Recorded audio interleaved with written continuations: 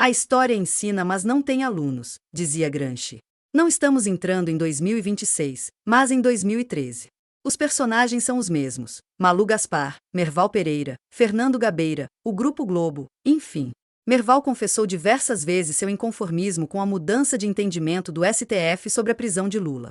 O porta-voz da Globo pediu na segunda o impeachment de Alexandre de Moraes por causa de uma matéria da colega Malu a respeito de supostas conversas do ministro com Galípolo a respeito do Banco Master. O escritório da mulher de Moraes advoga para a empresa de Vorcaro. Bom, Merval, nossa colega Malu Gaspar publicou no blog dela que o ministro Alexandre de Moraes teve pelo menos 5 encontros com o presidente do Banco Central, o Galípolo, para encontros nos quais o ministro Moraes falou ou fez pressão a favor do Banco Master, Merval. É bastante grave, né?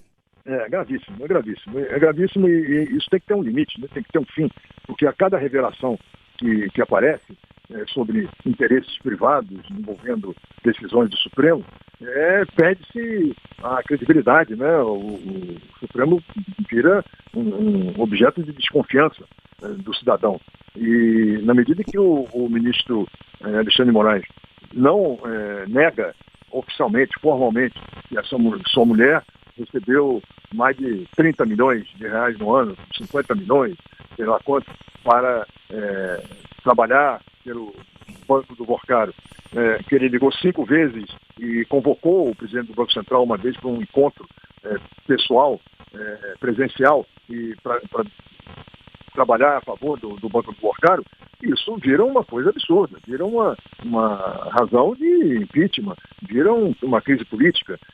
Então ele tem que se pronunciar, tem que provar que não é verdade, tem que recusar isso de maneira veemente, porque ele perde completamente a credibilidade com a divulgação de uma história dessa, né? Um dia depois, foi secundado por Joel Pinheiro da Fonseca, da Folha, aquele que defende que pobres vendam seus órgãos para ganhar uns trocados, também falando em impeachment.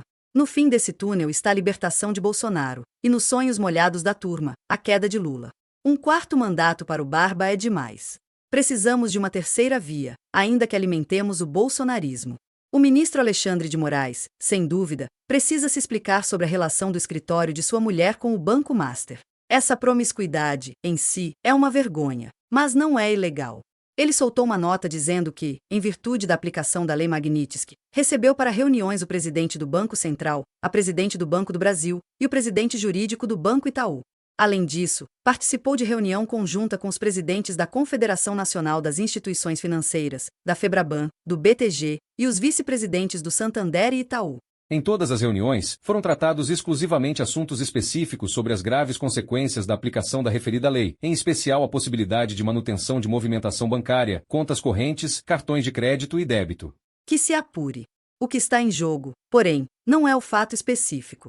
O que realmente está acontecendo é uma ofensiva contra o STF.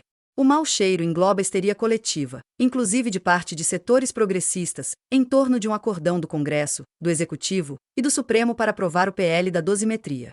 Tudo, novamente, baseado em especulação, em fontes anônimas e na eventual criminalização da política. Acordão, mensalão, petrolão, pronto. Receita de sucesso para se ressuscitar aquele udenismo maroto, aquela cantilena contra a corrupção que faz a festa de gente como o senador Alessandro Vieira e os órfãos da Lava Jato. A Lava Jato independe de Moro e Dallagnol, queimados, porque é um estado de espírito. Vieira, amigo de Moro que pediu a cabeça de Moraes em 2019, é o redentor. Alessandro Vieira já avisou que está coletando assinaturas para uma CPI contra Moraes. Damares embarcou correndo. O trem não vai parar em Moraes, assim como o golpe não ficou no impedimento da Dilma. A última estação é o Palácio do Planalto. O conluio da República de Curitiba com a mídia quase destruiu um país. Em nome de limpar o Brasil, canalhas foram às ruas gritando que o gigante acordou. Barroso, Fachin e Fux eram os paladinos da moral. Não por acaso, Fachin é o homem que vai higienizar o Supremo com seu código de conduta, tema permanente dos colunistas preocupados com os rumos do país. Veja o comentário de Kiko Nogueira sobre o caso. Ontem eu estava assistindo ali a Malu Gaspar, que é autora dessa peça aí, que, repito, não tem uma fonte em um. E acho que a pista de quem são as fontes está dada aqui na nota do próprio Moraes, tá? Que ele falou que conversou com gente dos grandes bancos interessados na liquidação do Master, com isso não estou defendendo o Master, tá bom? Estou falando dos interesses em jogo aí, porque fonte fala com o jornalista, não é porque é boazinha, é porque quer ganhar. E nesse caso é ganha-ganha.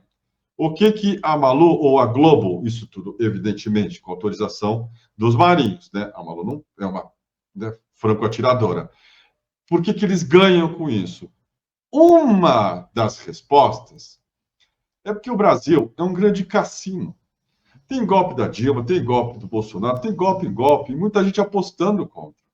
É assim, pelo menos assim, vou falar, os tempos modernos, tem 64, você aposta com isso, tá bom? Tem ali um cassino. E para esses caras, para o mercado, é melhor a instabilidade.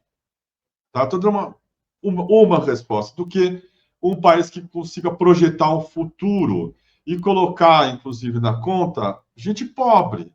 É melhor não mexer com isso.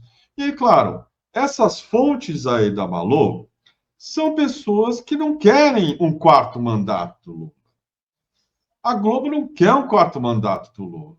A Globo está preocupada não com, né, o Supremo Tribunal Federal que esteja fora da casinha, ou que esteja, sei lá, exacerbando seus limites. Veja, quando isso foi feito contra o Lula, ninguém reclamou.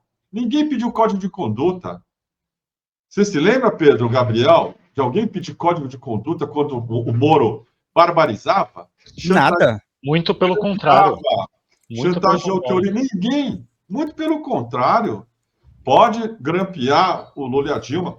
Passava tudo no Jornal Nacional. Pode meter bronca. Quase em tempo real, né? Vazamentos ali. Duto de petróleo saindo dólares.